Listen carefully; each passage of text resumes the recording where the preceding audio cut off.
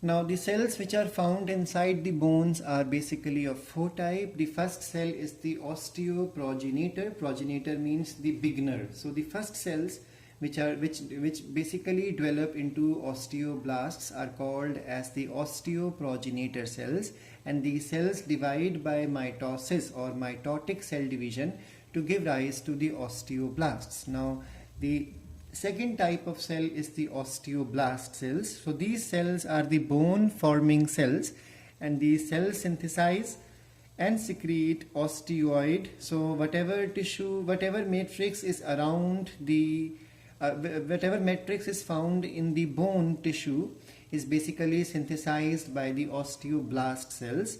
And then what will happen during the process of osteogenesis or bone formation, osteocytes will develop. And how osteocytes develop? These are mature non-dividing cells. So osteoblasts will slowly change into osteocytes during the process of bone formation, which is also called as osteogenesis. So osteocytes are mature cell. They are non-dividing cell, and because I said they are non-dividing, so they are in G0 phase of their cell cycle, and it's a permanent G0, and they remain inside the lacuna, which I just told you a few minutes back. This is the lacuna where this osteocyte is present, and then they are surrounded by the matrix. Now the next cell is the osteoclast cells. Now osteoclast cells are the bone destroying cell, because the older portion have to be destroyed and new one are synthesized continuously in the bones.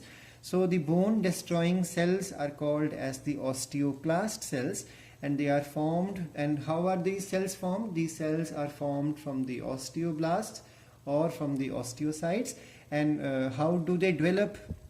How do they modify into osteoclast? The reason is when a osteoblast cell or osteocyte cell starts to contain acid phosphatase enzyme, this enzyme is required to destroy the bone cells or the backgrounds also. So the bone will start dissolving or breaking. So this happened because of the acid phosphatase enzyme.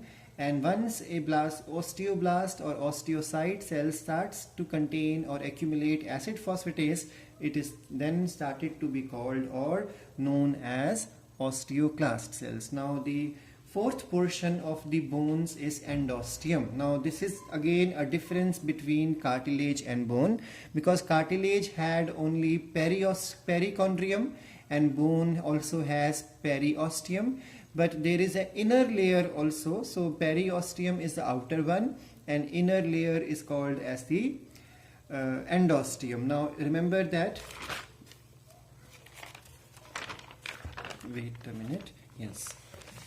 If you draw a long bone like this, if those who are non-vegetarian would be knowing it, inside a bone there will be a marrow tissue, a bone marrow, and then if this is the bone, then remember there is a bone marrow present here. So just outside the bone marrow, what do you have? You have the layer which is called as the endosteum. So endosteum is present just outside the bone marrow. That's why I have mentioned here endosteum is outside, or you can say it is the innermost.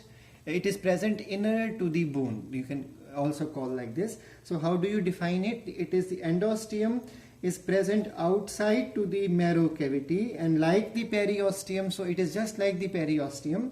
It also comprises of white, fibrous, dense, irregular connective tissue, or you can call it as a sheath, and it has the bone forming cell. So now another point, in the case of cartilage, we learned that the growth of the bone is always from outside to inside, but in the case of the